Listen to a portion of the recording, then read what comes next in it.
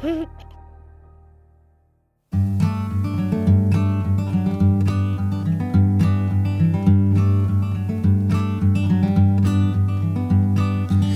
little thing you think that you need, every little thing you think that you need, every little thing that's just feeding your greed. Oh, I bet that you'd be fine without it.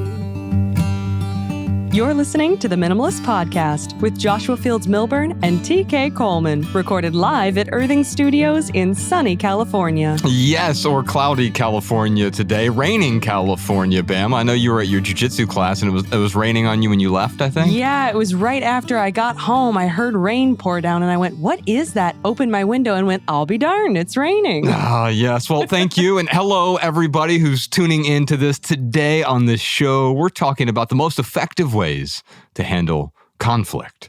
Joining us in the studio to battle this topic is our friend Erwin Raphael McManus. Erwin is a renowned artist and iconoclast, and he is the founder of a global spiritual movement known as Mosaic. He is also the author of a new book called The 7 Frequencies of Communication, which explores the 7 types of communication that the world uses to hear and to be heard. Coming up on this free public minimal episode, a caller has a question about respectfully convincing her father to get rid of the tools he doesn't use but are taking up space in her home. And then we've got a question about the difficulties of being honest. That's followed by our Right Here, Right Now segment and a listener tip. You can check out the Maximal edition of episode 484. That's the full 2-hour episode where we answer 3 times as many questions over on Patreon. The link is in the description. Now, when you subscribe, you can listen to our private podcast episodes on Apple Podcasts or Spotify or your favorite podcast app. Plus, you'll gain access to all of our archives all the way back to episode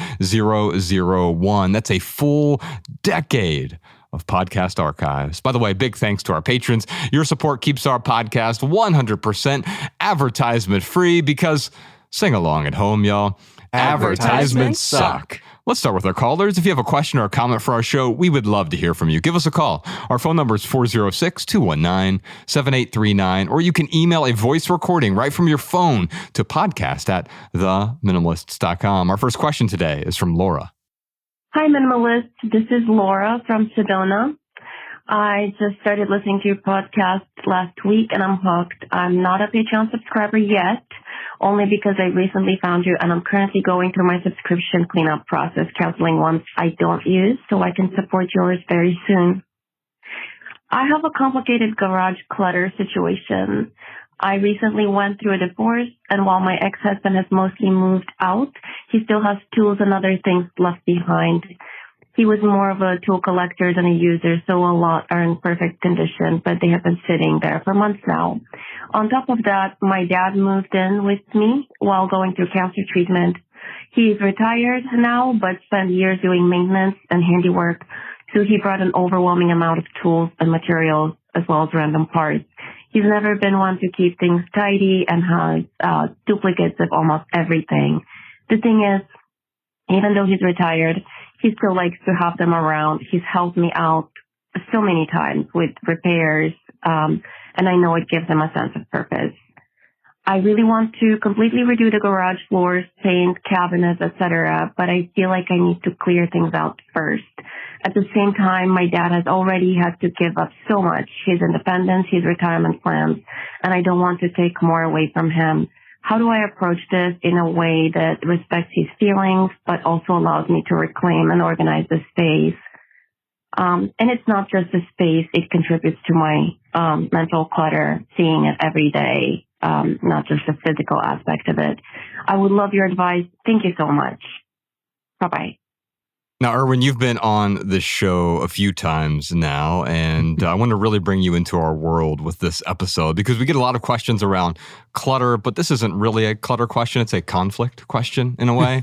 And so I look at your book and you talk about the 7 frequencies of communication, but a big part of that are the 7 different types of people and how they handle conflict. because communication is probably the most important part of dealing with conflict. And obviously, Laura has a conflict here with her father.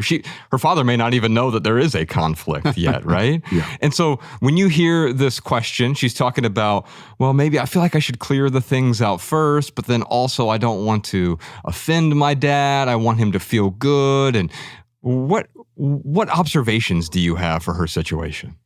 Well, I did think it was interesting that she began talking about her ex-husband. Yes. And that he has tools in the garage. So I'm almost wondering if her father's tools being around is more of a psychological connection to her frustration with her ex-husband rather than her father. And that maybe she's actually dealing with some deeper emotional tensions inside of her. And that, her ex-husband is now gone, but the tools are still there. So symbolically, she's not completely free of that relationship. Then her dad comes in and he starts basically bringing in the same materials that basically let her know this isn't your world. This isn't your house. So I think there's a bigger issue here that she never actually made the psychological shift where this is her home and she's allowed to make the rules. Mm. And her dad probably is completely unaware. He doesn't realize he's leaving the tools out that bothers her. He doesn't realize that this is triggering her to feelings she had with her ex-husband.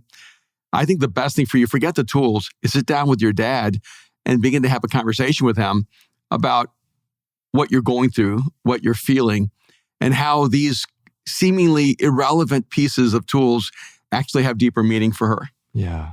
And then I think that might open up her relationship with her dad. She's afraid to have a conversation with him, but he may actually long to have conversations with her. Yeah. But not know how to actually initiate them. So the problem is huge in her mind, but it's not actually huge relationally yet. You don't even know it's a problem until you sit down with your dad and go, hey, is there any way we can make adjustments here? Yeah. It doesn't even have to be black and white. How can we do this where we can both mutually enjoy the space in each other? Mm. And he might go, I'm so sorry, I didn't even know. Right? You never said anything to me. Or I've been dying to get rid of some of these tools. I just have way too many. Maybe you could help me out. Yeah. And part of that is opening up for communication. One of the things that's interesting here is we often want to convince someone to get rid of something or to do something they may or may not want to do, but especially when they don't want to do it. And we try to find ways to persuade them or convince them, but sometimes convincing someone is a great way to unlove them because it's showing only your perspective. The irony of this is I think about TK as he's sitting here across from me, and he's convinced me of more things in my life than just about anyone I can think of. And he has never once tried to convince me of anything. He's hyper convincing. So TK, I'm interested in your perspective on this as someone who is rather convincing, but never tries to drag me to his perspective. What insights do you have for Laura? Yeah, I just think about the power of vulnerability. And as Erwin was talking, I just couldn't help but imagine a conversation between her and her dad about the first question. And how powerful that would be, right? So she's got a problem with her ex-husband and just sort of moving on and getting rid of his stuff. What if we just sat the dad's problem on the shelf for a second and we went to our father as that mentor that he is, as that guide and protector of that he is, as that lover of children that he is. And we say, Dad, can you help me out? Let me bounce something off you. I'm really struggling with this thing right now. My ex-husband left. I still got his things over. La-di-da-di-da. What does he say? How does he connect with you over that? And how does that allow him to see some ways in which he might be affecting you without having to deal with it so directly? I would just love it. While you were talking about that, I was just imagining that. I would love to see or hear how that conversation unfolds. And sometimes we don't even know how much space we have for things. And we tend to just get frustrated because we're not experiencing anything that reflects an orderly life that we want. So it may be the case that dad stuff is not that big of a problem. We don't know yet because right now you're not living in the space as you want it to be because your husband's still there. So you might have enough space for two people, just not enough space for three. We don't know. I think that's fair. And ultimately what she's talking about here is I want to clear these things out, but communicating is also communicating where you're going. Yeah. It's not just about having an empty garage, or maybe it is, and that's okay too. I'd really like to have an empty garage. Okay, well, why, right? Because as she said, maybe it helps my mental clutter. when we are surrounded by all these physical objects, our material possessions become this manifestation of a bunch of internal clutter. Whether it's emotional clutter or spiritual clutter or mental clutter, we have a lot of clutter in our lives, and it's often manifests there in our garage or cabinets or whatever. Now, Erwin, I'm interested in the insights you might have with respect to different ways that we communicate. In your book, you talk about these 7 different communication types, and it's hard for me to determine what I am because I see myself in it. Especially, you have a chapter in here about the shadow side of each of the different frequencies. And I see my shadow, like maybe I've gotten really good at being self-deprecating. And so I'm like, oh yeah, I can see that in me, or I can see that in me. But I look at Ryan Nicodemus, who's not here today. He's in Montana. He says hi, by the way. But he's frequency number 1. He's the motivator. And then I look at someone like TK, and he's probably the challenger, frequency number 2. And then I'm maybe the seer or the maven. And so we have these different communication styles, but you don't think about someone else's communication style. What stood out to me about the book is we understand our communication style so we can also understand how to better communicate or have conflicts with the people around us who might communicate differently. Yeah, it's interesting.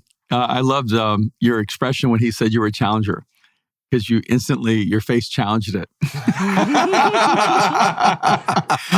And, which is a very natural challenger response, by the way. Almost every single person who has come to us and said, I don't agree with this assessment, and I said, is your number 1 frequency challenger? And they go, yes. And I said, okay, you've just reinforced the entire process for us. Outside of the frequencies, I think it's important to realize that communication is easy when someone agrees with you. And so when you're like in an ebb and flow and you're like, oh man, we just get each other and it's so easy to communicate, it's because they agree with you. Communication becomes far more difficult when someone disagrees with you. That's really where miscommunication happens. And a huge part of that, and I've been on both sides of this, is when someone inherently disagrees with me, they will reinterpret what I said to match what they think I should have said. And later they will say, but you said this, and actually I said the opposite. and I've done this too, where I've listened to someone and I've reinterpreted what they said to match what I was sure they should have said. Yeah. So so the first thing I try to figure out is, are we actually in alignment on this perspective? Because if we are, I'm just talking to myself. It's really easy.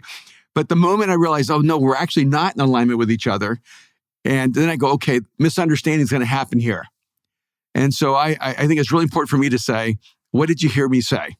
That's like one of my safety valve questions, because I don't want that person walking away with what they thought I should have said rather than what I actually said. Yeah. And I've been married 41 years, and believe me, I get reinterpreted every day. Yeah. and in that process, but also different communication frequencies are easier to misunderstand. It's harder to misunderstand what the commander frequency is saying to you. It's easier to misunderstand why a commander frequency is saying it to you. And so the motivation behind the statement can be more misunderstood. Now, if you happen to be, let's say, a maven frequency, it's much easier to be misunderstood. Someone may walk away having no idea what you actually meant. And it's funny with our kids, Aaron and Mariah, and our son is 36, he's a commander. And our daughter, Mariah, is 33, and she's a challenger. And they're both very clear. But my number 1 is a maven, and they grew up saying, just tell us what to do. And they were just so frustrated. They'd come to me and ask me a question, and I'd ask them a question. And they would say, Dad, you never answer any questions. I said, no, I'm answering the question. Sometimes the answer to a question is a question, almost always. Yes. And so their frustration is, you need to be more clear. You need to be more clear. And because we can actually access all 7 frequencies when you take the indicator, my number 7 frequency is commander. So I almost never go there. You have to get me into an extreme state of being for me to command.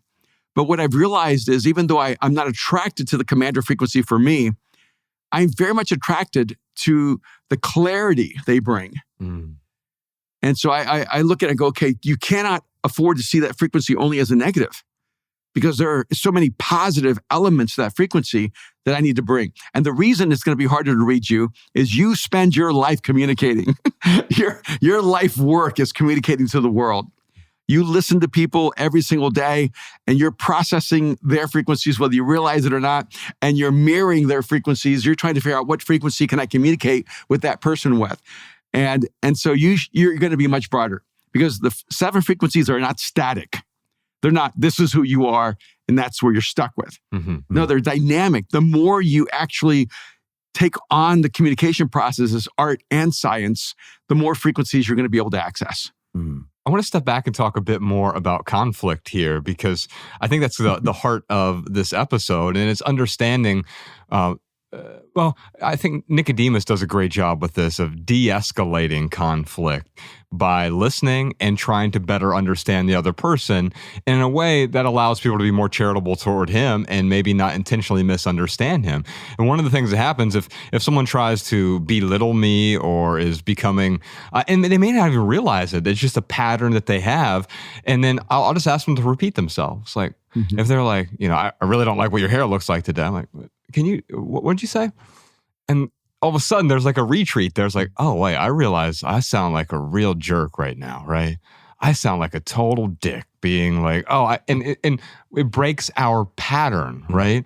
And one of the things that's really helped me, and I think this would help Laura with respect to her question, 5 words I often talk about. Would you be willing to? Now, I add 2 words to that when there is a type of conflict. Would you be willing to help me blank? What is the blank here? And for Laura, it might be going to her dad, would you be willing to help me with my ex-husband's tools? And eventually, it may be, hey, would you be willing to help me with clearing out some of your tools? Because here's why I want the extra space freed up. Here's what I want to do with that space. So getting back to this idea of conflict, we're going to experience it every day. I had a mentor tell me, he was my favorite mentor. He always asked questions. He never gave me an answer ever. I felt like he was like a Buddha from Kentucky, because he was from Kentucky, and his name is Jim. And I'd call him up with a question about a customer or something when I was working back in the corporate world, and he would say, well, what do you recommend? Or what would you do? And every time he would make me answer the question for myself. And sometimes I'd get the answer blatantly wrong. Like so wrong. He'd go, I think that's an interesting answer. Why don't you give it a shot? He would allow me the dignity of failing instead of doing it for me. And I think that's something I struggle with now, even as a leader, is like, I don't want the people around me to fail, but that's how they learn. They learn from these mistakes and these embarrassments. And so when I was talking to him about conflict, he goes, oh, Josh, you're really great at conflict. I said, that can't be true, because I hate conflict. He said, well, the only people who like conflict are bullies. And if you really enjoy getting into conflict with someone, there's probably some sort of bully trait there. I don't think that's always true, but I think a lot of the time you can be good at something, and even though it's uncomfortable, you dislike it. So what is so uncomfortable about our conflict with others? Why do we hate conflict? Well, I think there's another aspect here. I think sometimes people are drawn to conflict not because they're bullies, but because they're wounded. And they see conflict as an attempt to be made powerless. And so instead of learning how to diffuse that conflict, they try to overpower that conflict. And so it isn't about them trying to bully you, it's them trying not to be bullied again. Does that make sense? Almost like rewriting their history. Yeah. Yeah. And because we just did, Aaron and I have a podcast called Mind Shift, and we just did a whole thing on diffusing bombs and hostage negotiations. Oh, wow. And I said, one of the huge issues in being able to diffuse a bomb or in dealing with hostage negotiations is humility. You cannot have a need to be seen as winning. And most of the time, the reason people are bad at dealing with conflict is that they have a need to win or to be perceived as winning. And the reason I'm really good, if I have an art form, I'm really good in crisis. I'm really good in conflict, and I know how to diffuse them. And it's because I don't have a need to win. I'm okay with you walking away thinking you won. And you're also okay with me walking away thinking you lost. Yes. Yeah. Ooh, because those are two different dynamics, right? It is. It's like, because I never feel like TK is like, I need to win, or another way to say it is I need to be right, right? His old saying, you can be right or you can be in love, choose one. Yeah. And that often happens with conflict. So you're able to say, you know what? You won, and that's totally fine with me. Yeah, and I think it's in The Art of War that he talks about giving your enemy a golden bridge. You have to give them an honorable way to move forward. And a lot of times in conflict, we dismantle every honorable way for the other person to win or to move forward. And when you do that, you're just cornering a rabid wolf. Because if you remove every honorable way forward, that person is going to act in a way that isn't honorable. They're going to be aggressive and volatile and destructive.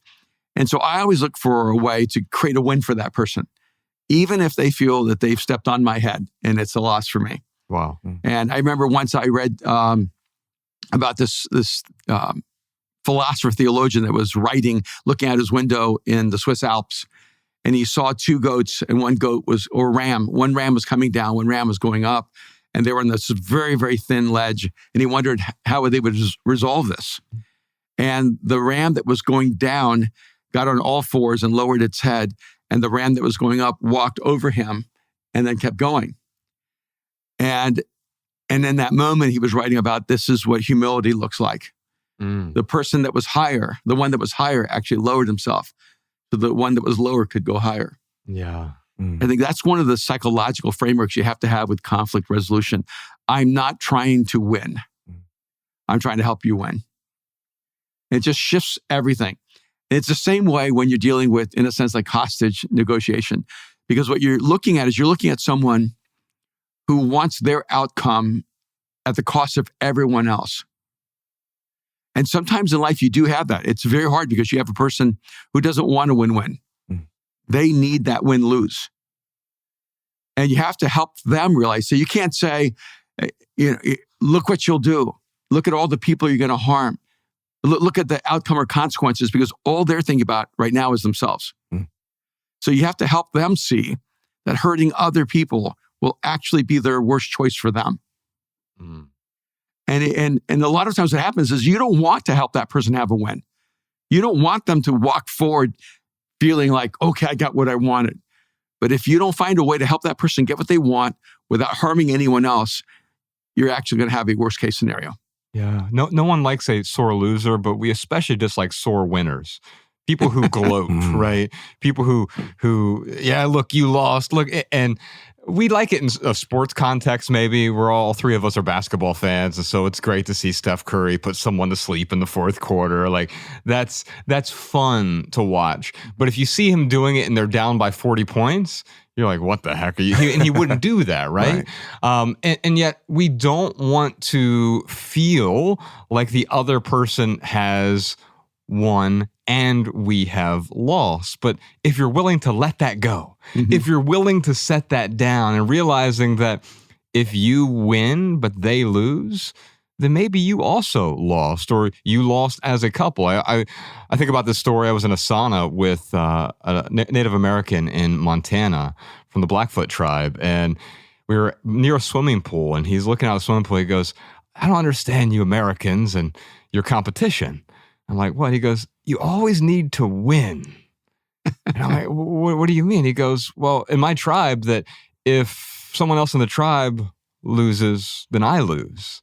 And if they win, then I win. And I just love that framing of it. And especially in the context of conflict, the question is, how do we win? Not how do I win while you lose? Laura, I'd love to send you a copy of The 7 Frequencies of Communication by Erwin Raphael McManus. We'll send you the physical book, or if you want the ebook, we'll be happy to send that to you as well.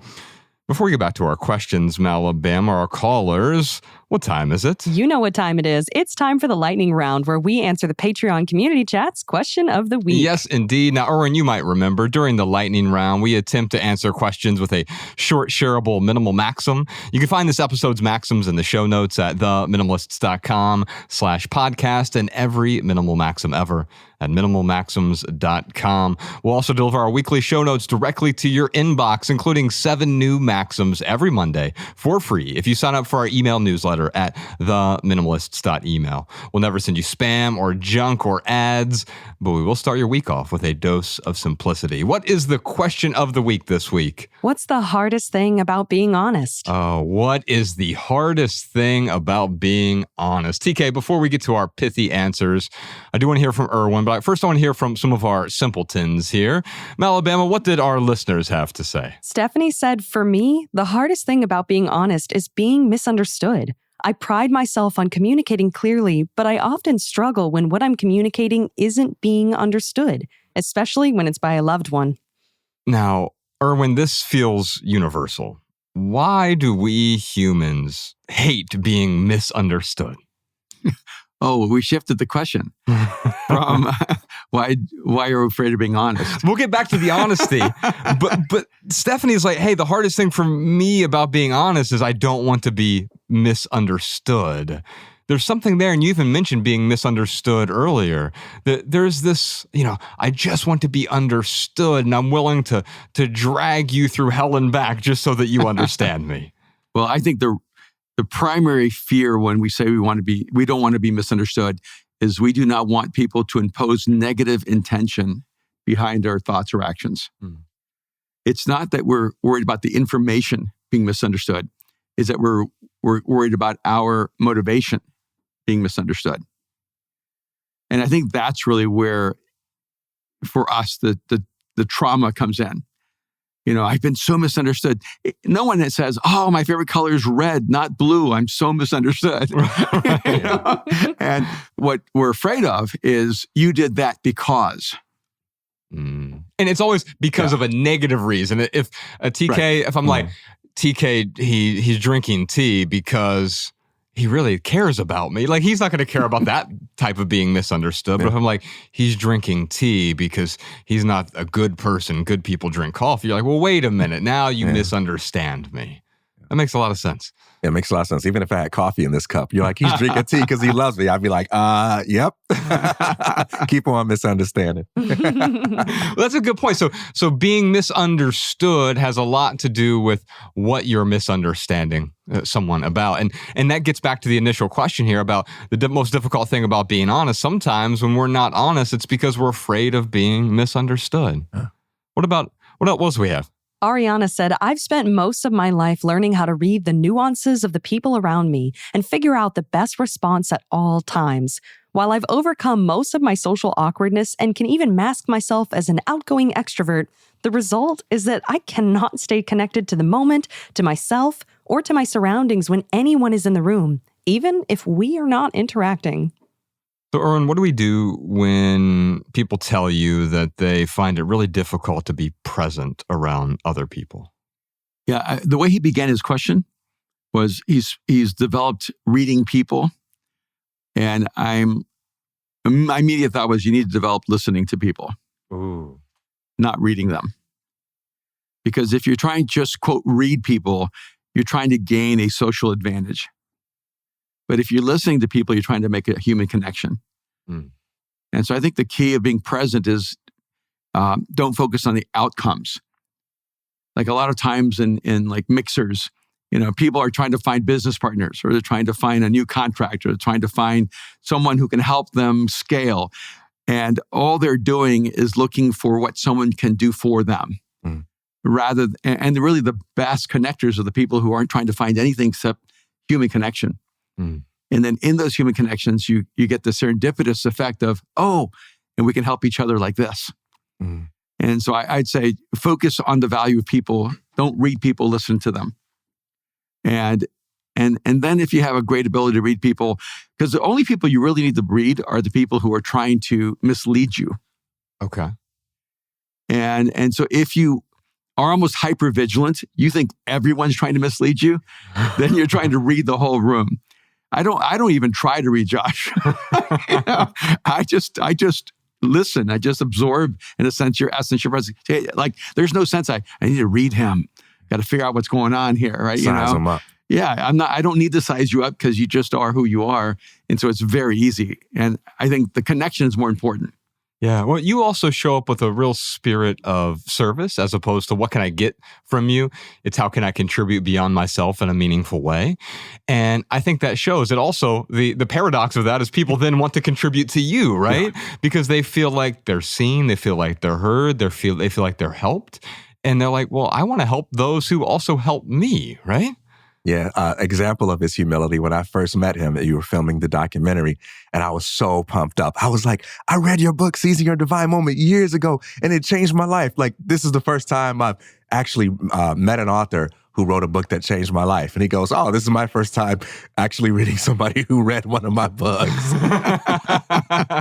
and it just sort of like de-dramatized the moment. It's like, this is a human being, man. This is a guy that's not threatened by anybody, that's not putting on the show. And that probably has a lot to do with your ability to be free of the need to size people up, right? Mm-hmm.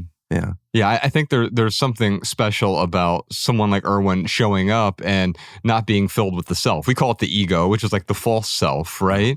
But he has a healthy dose of, he knows who he is, but he's not trying to be someone for you. He's not trying to put on a mask to impress you. Now, ironically, that's one of the most impressive things about someone like Erwin, is like, he's not trying to impress me, and so therefore I'm impressed by him. Yeah. How fascinating is that? What else you got, Bama? Susie said, I remember reading a tweet once that said, I spend a lot of time trying to be as nice as you think I am. As a minister's wife, I often have a shame hangover when I've been honest about who I am or how I feel about things. It can feel quite sad to see the disappointment in people's eyes when they realize you're not who they had hoped you were, and that you don't agree with everything as simply as they imagine you should. Yeah. You know what's fascinating about others' expectations? When we heap them onto ourselves, they become a sort of a prison cell. Our prison cells are built by the expectations of others, but only when we accept them.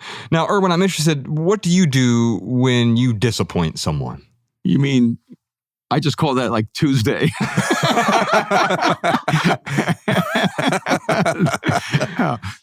It's funny, when I was much younger, I thought I could get to the level of wisdom, maturity, emotional stability, where I would never disappoint another human being again.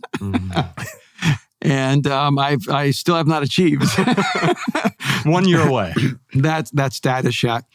I accepted a long time ago, I will disappoint someone every day of my life. And that if I live my life based on whether I live up to other people's expectations, I won't even find any joy or meaning in life. And so even this week has been a challenge. I mean, there are people I disappointed this week, people I disappointed last month. And I kind of work from my inner circle. If I disappoint Kim, it really matters to me. If I disappoint Aaron, Mariah, Jake, Juno, it matters to me. But if I disappoint a stranger that I've never met because I don't satisfy their perception of who I should be, I just cannot let that matter to me. And I wish I had super thick skin, but I'm not reptilian. I actually have, like, I feel it. I have high empathy. And so I just told myself I need to have, thick skin, tender heart, not the other way around, right? You don't want to have a hard heart and thin skin. And so I just accept the fact that when you're trying to do good, you will always let people down. When you disappoint people, it actually means you've elevated your expectation of the kind of person you are. So you should take it as a compliment. They thought so highly of you that they thought higher than you could achieve, which is kind of awesome. It's a compliment. That's so good. That's good. Anything to add to that? Well, one of the reasons why you want to have an inner circle, especially one that isn't afraid to be honest with you, is when you have a disappointment that nags you from someone that's in the outer circle, you can take that to your inner circle and say, hey, look, this is really bothering me. What do you think? And they'll be honest and say, I think you should learn from that. I actually think they're right and you should make this kind of adjustment. Or they might say, I think you should ignore that and move on. And that can be a great help to you. Or they might say to you, like, you know what, that person communicated some truth to you. I don't like the way they communicated. it was unkind, and maybe they didn't even realize they were unkind, especially if it was communicated to you online, because comment sections, you remove all of the context, you remove all of the tonality, you remove the timbre and the pace of communication. And so it becomes more difficult to communicate in the written word. And the written word is beautiful when you're intentional about it, but also it can be really easy to misunderstand what someone was trying to communicate. So also, what's the most charitable thing that I can do that I can, okay, this person, I didn't like the way they said this, but what is the most charitable way to frame the feedback that they are giving me during this conflict? Let's do one more. We had so many people respond to this question. What's the hardest thing about being honest? How about Rebecca? The hardest thing about being honest is not hurting someone's feelings. I speak very plainly to help minimize misunderstandings, but people take offense to it. Now, TK, before we started recording, you said to me that the price of truth makes silence tempting. And sometimes it feels that way. And although we often feel as though I must say something, I must contribute to this, but also it is costly to be truthful. And so why did you frame it that way? I mean, because sometimes it's not how you say it. Sometimes it's what you say. I believe in communication techniques. I believe very strongly that you are more likely to have an impact if you consider timing, tone, context, manner, and so on. But sometimes the truth is just the truth. And even if you tell it in the best way you know how, that person still may not be ready to receive it. They still may not like it. And you can't control other people's reaction and ask them to always like the truth. Sometimes we hear a truth that we need to hear, and we're still upset in the moment. And it's not until later we come back and say, hey, thank you for that. I once heard Bill Deagle say that the truth will set you free, but first it's going to piss you off. It's not true all the time, but it's true sometimes. And we have to take that into account. And it does make silence tempting when we go into a situation where we do have a really good ability to predict that the other person may not like this. Erwin, we did a politics episode the day before the presidential election last year. Oh, wow. And it was the episode that was going to bring everyone together, and I felt so good about People it. didn't want to be brought together. That's another, that's worth talking about as well. And it was called Letting Go of Politics. It was about setting down the partisanship and all of this. And I couldn't have been further from the truth. I was so wrong, and it just frustrated everyone, I feel like. And during the conversation, I asked TK, he's like, I hate having these political discussions, but I was like, you're so good at it. Why do you hate having them? And he said, because I'm not a coward. And so I'm willing to tell the truth, even if it disappoints someone, even if it offends someone. It is not my intention to reach out and disappoint or offend these people, but also I'm willing to do it. I'm willing to sacrifice that for the truth. I just want to add something that might be slightly unpopular. Being honest doesn't mean you're telling the truth. Ooh. Yeah. It means you're giving your opinion. And I know that when you were sharing, you equated that because I think for you, being honest is telling the truth. But I'd say for most human behavior, when we're saying, I just need to be honest with you, what you're actually saying is, I need to give you my opinion. Yes. Yeah. And it's rarely rooted in truth. It's usually rooted in emotion, which is why we get a negative reaction. Because we think people are accepting the truth. What they're not accepting is the emotional volatility that's coming from us to them. If you're honest by telling the truth and you actually have that truth fueled by love. So like one of our lifelong statements is, truth should never travel faster than love. Because if the truth gets there before your love gets there, it will not be accepted well. But you need to distinguish between honesty being your own permission just to say whatever you feel and think and whatever your opinion is, as if it is truth. Because there's a distinction between those two. Yeah, we often conflate the fact that something is subjective, like blue is the best car color. Like that's an opinion, and that's an honest opinion if that is your opinion, but there's no objective truth behind that. And of course, that is almost a parodic example, but the truth behind this is that we feel that way about all of our opinions. Right. Yeah. And one of the interesting things, even politically, sorry, let me drink some water here. as we go to politics, I'm choking up. Time to get honest. It's like the moment we talk about politics and people become incensed, I mean, they really become like violent, is because they attribute a position to a quality of virtue. And to go, oh, I thought you were a good man. Yeah. But you hold that position, so you cannot be a good man. Yeah. Rather than reversing the logic and saying, I've known you to be a good man, and now I know you hold this position, so now I know a good man can hold that position. Because if they do that, now they have to deal with that position with integrity, intellectual integrity. So good. So they have to reverse it and say, I thought you were a good man, but now that I know you hold this position, I know you're not a good man. So I don't have to have an intellectual engagement with your idea, your position, your opinion. The other way around compels me to be curious. I know you're a good man. Yeah. I've associated that position with evil men. So now I've got to understand, what is it about the way you're looking at this that shows some merit in it? I got to make one further distinction. There's a subjective and an objective dimension to truth. The subjective dimension is when I am honest, I am telling you the truth about what I think or how I feel. Did you like the cake? I didn't like it. That's the subjective dimension, right? I'm being honest and truthful, because to be honest is to say the truth about what I feel. But the objective dimension is I am making a statement that corresponds to reality, right? So if I say I didn't like the cake, that's honest and true. But if I didn't say that cake is crap, now I'm taking my feeling and I'm projecting it onto reality and treating it being bad as if it's an attribute of the cake itself. And it's like, no, that's just how I feel about it. And I like that you're holding space between those two components. Being honest doesn't mean I'm telling you how it is. It's me telling you how I am. So it's being honest. Do you like the cake? I love that you made that cake for me. Yeah, but do you like it? Because when that person's asking, do you like the cake, what they're actually asking is, do you love me? Yeah, do you appreciate what I've done? Yeah, and so there are ways to handle it where you can still be honest. That's a hostage negotiator. Yeah.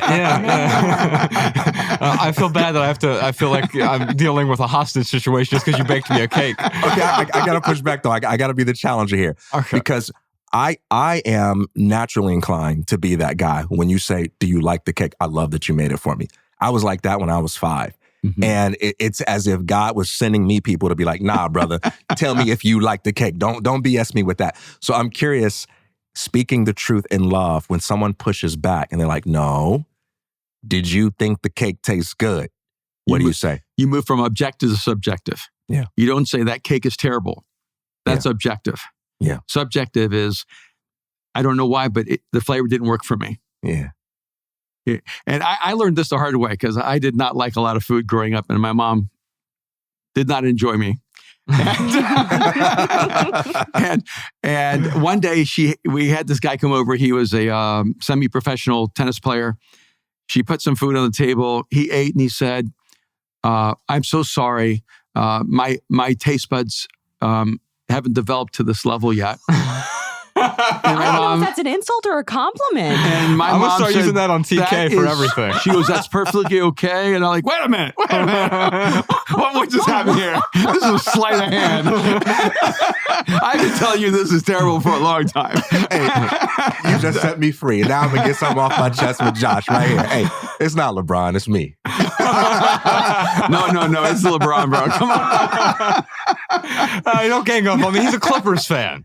We can't do this right now. I love a lot of teams, but if you were looking for the greatest flopper of all time, LeBron would be your man. I'm so glad I'm not a basketball person. I just don't appreciate flopping enough to love him as I should. Hey, he's being honest, even if he's not telling the truth. You know what's fascinating about this, though, is because you also don't want to do the opposite, where you're like, I loved it, and you're like spitting it in the trash can, right? Because it's better to hurt someone's feelings with the truth than it is to pacify them with a lie. Yeah, I've been married 41 years, so I can use, I liked your last cake better. Yes, I'm always pointing to an achievement. There you go. That's impressive. Yeah. You know? Well, how about you, listeners? We'd love to hear from you. What's the hardest thing about being honest? Let us know your thoughts in the Patreon community chat, which, by the way, you can join for free if you don't subscribe to our private podcast. Obviously, we'd love for you to subscribe to the private podcast as well. Okay, give me something pithy, TK. What's the hardest thing about being honest? So truth is priceless, but sometimes dishonesty feels more affordable. I think one of the challenging aspects of being honest is being willing to act courageously and creatively in the face of the consequences of being honest. I remember the Gordon Ramsay cooking show. You remember that? Yeah. Where there was this ABC baking company, and the woman who owned the business, along with her husband, she had a temper, man. And when you told her something she didn't want to hear, she got so mad. And so the husband spent the whole episode trying to protect her. He says, don't tell my wife that she can't handle the truth. Don't tell my wife that she can't handle the truth. And finally, at the end, there was a confrontation that says, no, the problem isn't that your wife can't handle the truth. The problem is you keep insulating from the truth because you're afraid you can't handle her when she's mad. Oof. That's what you need to deal with. And he had to come to grips with that and realize, you know what? The truth is good for my wife, and I got to deal with the fact that we're going to go home together and she's going to be upset for a while, and I've got to trust that I can be man enough to stand in the midst of that fire and be okay and love her anyway. That dovetails perfectly into my pithy answer, which is honesty is a circuitous route toward pleasure, but the shortest path to peace. Now, at first, it's like, oh yeah, I'm going to you know what? I'm not going to get what I want right away if I'm honest with this person, right? We need to insulate my wife from any of this critical feedback, right? Because I want to feel good in the moment. It doesn't always feel good to be honest, but ultimately that is the path toward peace. Any insights on that, Erwin? I would just say honesty is a commitment to love someone more than you love how they feel about you. Ooh. Come on. He's been doing this for a while. All right, we're coming up to the end of page 1. We still have an entire switchboard of colors to talk to. But first, real quick for right here, right now, here's one thing that's going on in the life of the minimalist. We got some live events coming up. Once a month, so we call it Sunday Symposium. Our next one is this Sunday, March 30th, Sunday Symposium here in Los Angeles, in West Hollywood. I don't know if there are any tickets left, but if there are, you can find them at sundaysymposium.com, or you can get added to the wait list to that as well. Tickets are free for that event. Also, we'll be in Santa Barbara in April and Orange County in May with our Sunday Symposiums. Tickets at sundaysymposium.com. And speaking of events, our next FAMS call, our Friday afternoon Minimalist Zoom, is Friday, April 4th at 3 p.m. Eastern. We hop on there with our patrons. We have a nice little remote event where you can hop on there, you can turn your camera on, you can talk to us, you can turn your camera off and just be a fly on the wall and listen. I really enjoy those. The first Friday of every month there on Patreon. You can find the details at theminimalists.com/Zoom. Also, there are still a few seats left to Simple Haven. We're doing a 3-day minimalist retreat up in Ojai, California. You know, I live up in Ojai now, and it's been this really great community for us. And we're meeting with 30 people. There's just a few tickets left as of this recording. You can find the details on our events page at theminimalists.com. If you want to join us for 3 days in Ojai, Nicodemus will be there, TK will be there. We'll have a few special guests. I'll be there as well. Join us for Simple Haven, a 3-day minimalist retreat. Theminimalists.com. Click on events at the top if you want to grab your seat. Once we have 30 people there, that's it. Malaban, what else you got for us? Here's a minimalist insight from one of our listeners. Hi, Josh and TK. This is Bev from Lancaster, Pennsylvania. I have been a Patreon member since 2017. In the Holiday Anxiety podcast, I enjoyed listening to TK's questions to Josh, whereby he wondered if Josh had an experience of being overwhelmed by other people's expectations. As our conversation progressed, it caused me to think about Gretchen Rubin's work on the 4 Tendencies framework. This framework looks at a very narrow aspect of human nature, but something that is very important, which is how we respond to expectations. She states that we all face 2 kinds of expectations: outer expectations like work deadlines for an employer, and inner expectations like maintaining one's fitness routine. So depending on whether we meet or resist outer and inner expectations, that's what makes us either an upholder a questioner, an obliger, or a rebel. Knowing your tendency can help you set up situations in ways that make it more likely that you'll achieve your aims. You can make better decisions, meet your promises to yourself, suffer less stress, and engage more deeply with others. This is some of what I heard Josh say, that he has learned that he does not have to suffer unnecessarily, and that his relationships benefit because when he shows up, he is there. He's engaged deeply. It appears to me that Josh achieves his aims by meeting his inner expectations, and if an outer expectation makes sense to him, then he will make it an inner expectation.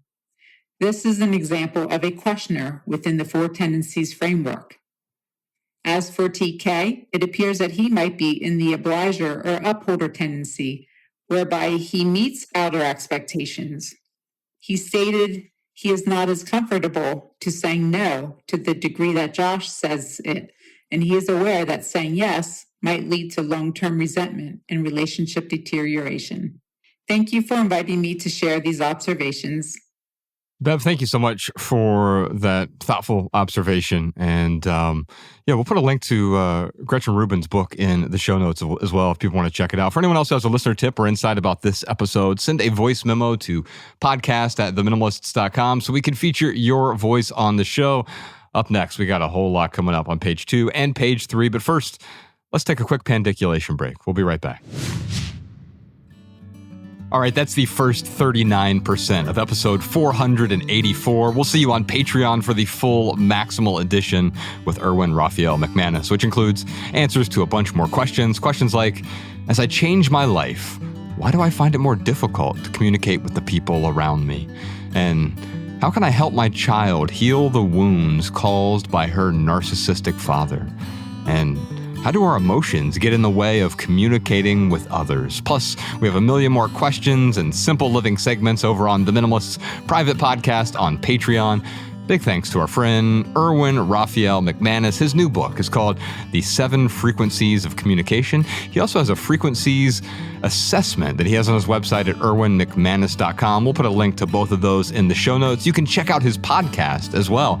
It's called Mind Shift. You can find a link to that in the show notes. And that is our minimal episode for today. Big thanks to Earthing Studios for the recording space. On behalf of Ryan Nicodemus, TK Coleman, Malabama, Post-Production Peter, Spire Jeff, and Spire Dave, Savvy D, who's on vacation this week, so Malabama's on the board.